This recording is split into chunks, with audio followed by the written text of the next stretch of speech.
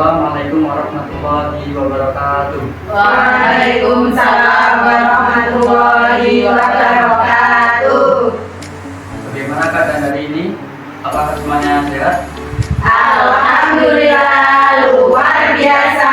Allahu Akbar. Yes. Oke, sebelum memasuki pembelajaran, marilah kita berdoa agar apa yang kita dapat hari ini dapat bermanfaat di masa sekarang maupun di masa yang akan datang. Kepada ketua kelas untuk memimpin doa. Berdoa mulai. Bismillahirrahmanirrahim. Raditu billahi rabban wa bil islami dina wa bi Muhammadin nabiyyan wa rasulah. Rabbi zidni ilma warzuqni fahma. Oke, terima kasih. Oke, sebelum masuki pembelajaran, guru akan mengabsen terlebih dahulu untuk mengecek kehadiran mahasiswa. Oke, saya ambil ya, nanti sambil menyebutkan nama buah. Karena ini adalah jam tambahan agar bisa lebih semangat lagi dalam belajar. Oke.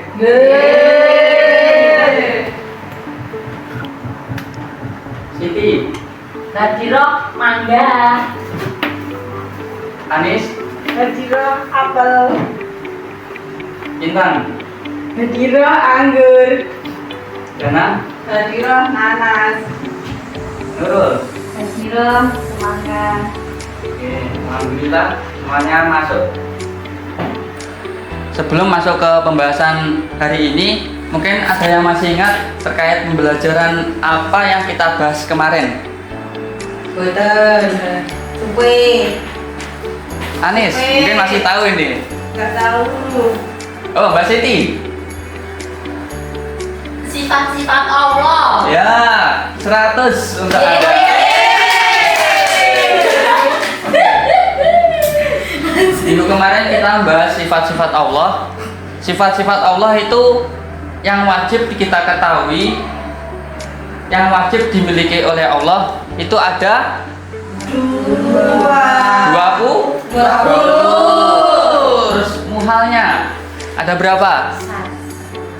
Muhal 20. Kalau Jais? Berarti semuanya masih ingat ini. Oke, semuanya berarti cerdas. Oke, kita lanjut ke pembahasan sekarang. Untuk pembahasan sekarang yaitu kita mengenal sifat-sifat Rasul Allah. Sebelum kita mengetahui sifatnya, mungkin kita harus mengetahui apa itu Rasul dan apa itu Nabi. Dan bagaimana cara membedakan Nabi dan Rasul. Oke. Rasul Allah itu secara etimologi, kata Rasul berasal dari kata arsala yang berarti mengutus atau utusan. Secara istilah, Rasul adalah seorang laki-laki merdeka yang dipilih oleh Allah Subhanahu wa taala yang menerima wahyu berupa syariat baru dan diwajibkan untuk menyampaikan wahyu tersebut kepada kaum atau umatnya. Jadi kalau Rasul itu laki-laki pilihan Allah yang diberi wahyu untuk disampaikan kepada umatnya. Itu kalau Rasul. Kemudian kalau Nabi ini secara bahasa yaitu berasal dari bahasa Arab yang berarti berita atau kabar. Jadi Nabi secara bahasa berarti pembawa berita.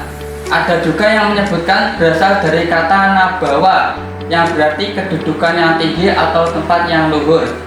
Secara istilah terminologi dalam akidah Islam, pengertian Nabi adalah seorang pria merdeka yang dipilih oleh Allah Subhanahu wa taala dan diberikan wahyu berupa syariat untuk dirinya sendiri.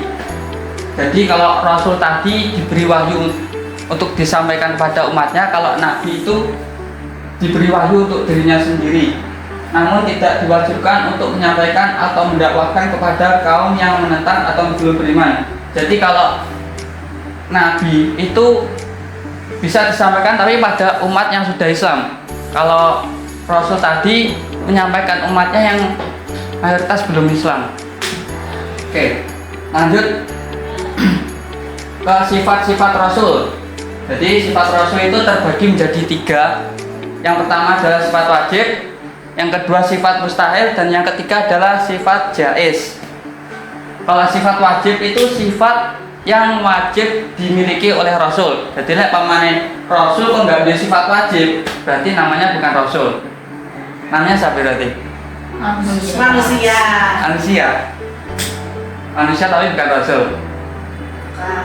Oke. Sifat wajib Rasul itu ada 4. Sidik, amanah, tabligh, dan fatonah. Kalau sifat mustahil, kizib, kianat, kitman, dan balada. Ini dengarkan ya, nanti tak tunjuk harus bisa. Kalau jaiz, yang ketiga ini adalah sifat jaiz, yaitu boleh pada Rasul. Maksud boleh pada Rasul itu ya sifat seperti manusia, seperti makan, minum, tidur. Ya seperti itulah sifat manusianya. Oke, lanjut ya. Perbedaan enggak? Perbedaan Nabi dan Rasul. Setiap Rasul itu pasti Nabi, dan tidak semua Nabi itu Rasul. Jadi Rasul itu jumlahnya lebih sedikit. Rasul itu juga termasuk Nabi, tapi kalau Nabi itu belum tentu Rasul. Jadi Nabi itu jumlahnya sangat banyak. Tapi kalau Rasul, nah itu di dalamnya cakupannya lebih sedikit, tapi ya termasuk Nabi. Jadi kalau Nabi itu perbedaannya lagi, yaitu Nabi adalah pria yang diberi wahyu oleh Allah berupa suatu syariat, namun tidak diperintahkan untuk menyebarkannya kepada kaum yang menentang. Kalau Rasul itu yang diberi wahyu, laki-laki yang diberi wahyu dan diperintahkan untuk menyampaikan serta menegakkannya kepada kaum yang menentang. Iya mbak. Jadi kalau Nabi itu ya sama-sama laki-lakinya, tapi perbedaannya ini. Kalau Nabi itu disampaikan syariat wahyunya itu untuk dirinya sendiri, boleh disampaikan tapi kepada kaum yang tidak menentang. Kalau yang Rasul, ini nanti ya sama-sama untuk dirinya sendiri, tapi diberi wahyu oleh Allah untuk disampaikan kepada kaum yang menentang. Maksudnya itu hukum Islam lah, belum Islam. Jadi ini tugasnya Rasul, Nabi tugasnya aslinya diberi wahyu untuk dirinya sendiri, tapi lek disampaikan nggak apa-apa yang harus di umat mati. Umat mati sing wis Islam, dan tugasnya mereka nggak Islam nih. Mau. Kemudian Nabi jumlahnya sangat banyak, yaitu sekitar 124.000 orang. Kalau Rasul itu sekitar 313 orang. Ini sekitar ya, nggak patennya. Oke. Kesimpulan, jadi bisa disimpulkan kalau Nabi itu laki-laki pilihan Allah yang diberi wahyu untuk dirinya sendiri. Kalau Rasul itu laki-laki pilihan Allah yang diberi wahyu untuk disampaikan kepada umatnya. Nabi belum tentu Rasul, tapi kalau Rasul pasti Nabi.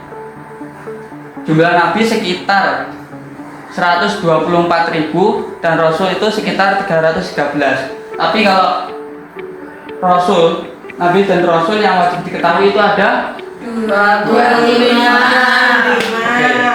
Tegas. Oke, sekian dan terima kasih. Mungkin ada yang tanyakan tentang pembahasan hari ini? Belum. Berarti semuanya sudah paham ya? Alhamdulillah. Makanya Ya. Apakah Nabi dan Rasul itu wajib laki-laki? Perempuan bisa masuk kategori Nabi dan Rasul apa tidak? Oke. Kalau dilihat dari pengertiannya tadi ya, Nabi dan Rasul itu adalah seorang pria. Jadi kalau perempuan berarti tidak bisa, karena dilihat dari pakaiannya saja itu sudah pria. Jadi kalau Rasul berarti, kalau perempuan berarti tidak bisa. Tadi syaratnya menjadi Nabi atau Rasul itu harus laki-laki. Harus laki-laki. Laki-laki pilihan Allah yang diberi wahyu. Nah, tuh. Dari pembelajaran sifat-sifat Rasul, apakah ada yang ingin ditanyakan? Semuanya sudah paham ya? Alhamdulillah. Untuk sebelum kita menutup pembelajaran hari ini, kita breaking dulu ya, agar semangat kita akan tumbuh kembali. Yeay. Oke, pernah menyanyikan lagu Rukun Iman Ada 6? Pernah. Oke, nanti nyanyi yang keras ya.